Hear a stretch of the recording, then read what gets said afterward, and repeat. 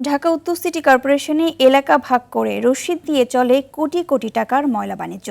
বিএনপির নাম ভাঙিয়ে গুলশান এলাকায় কর্পোরেশনের নির্ধারিত অঙ্কের 3.5 গুণ অর্থ ওঠানোর অভিযোগ যুবদলের এক নেতার বিরুদ্ধে।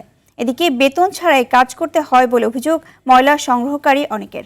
ময়লা বাণিজ্য নিয়ে আর বাদলের ধারাবাহিকের আজ দেখুন দ্বিতীয় পর্ব। স্যান্ডেলিনা সো, রূপচর্চায় আভিজাত্য।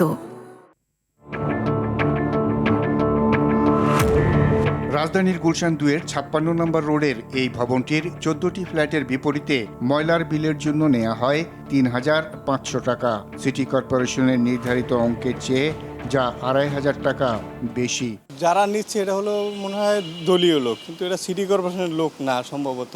ওরা পার ফ্ল্যাটে চাচ্ছিল হলো 500 টাকা 600 টাকা করে। মানে আমি এভারেজে দিচ্ছি হলো ওদেরকে 3500 টাকা পুরো বিল্ডিংয়ে। ফ্ল্যাট আছে 14টা, মানে 10টা রানিং আছে আমার।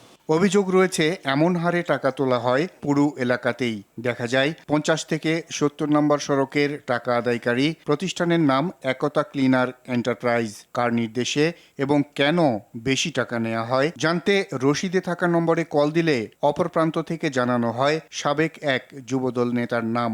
আমাদের তো ভাইয়ের ঠিকানা নাই, অফিস নাই তো। আমি তো ওই সাইটটা দেখাশোনা করি, ময়লা ঠিক মতো নাই কিনা জাস্ট আমি এটা দেখাশোনা করি। ওই সাইটটা হলো সংগঠনটা চালায়, ছাত্রদল আছে, যুবদল আছে, স্বেচ্ছাসেবক মহিলা দল আছে, এদের সাথে যোগাযোগ করেন। এদের প্রতিনিধি যারা আছে এদের সাথে যোগাযোগ করেন। যুবদলের আনিস আছে, আনিস আর ফারুক আছে। আনিসের সাথে যোগাযোগ করলে হবে আপনার। প্রথম যে নাম্বারটা ওটি আনিস আছে। অভিযোগের বিষয়ে জানতে ওই নেতার নম্বরে কল দিলে অন্য একজন রিসিভ করেন। সাংবাদিক পরিচয় পেয়ে কল কেটে দেন। আমরা আনিস ভাইয়ের সাথে কথা বলতে যাচ্ছিলাম।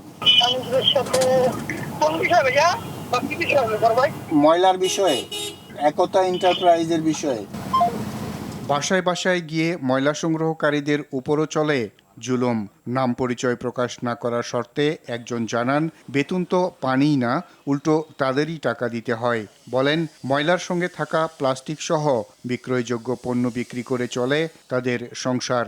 ভ্যানের জন্য এককালীন দিতে হয় মোটা অঙ্কের টাকাও। আমরা মুখ করলেই সমস্যা, মানে লাভ নাই। বেতন দেয় দূরের কথা, আরো মাসে 6,000 উল্টা যাওয়া লাগে। ঈদের প্রতি 8,000 দিতে না পেরে করা লাগতেছে। ময়লা সংগ্রহের এ কার্যক্রমে সঠিক ব্যবস্থাপনার দাবি ভুক্তভোগী সহ সংশ্লিষ্টদের। আর বাদল, RTV, ঢাকা।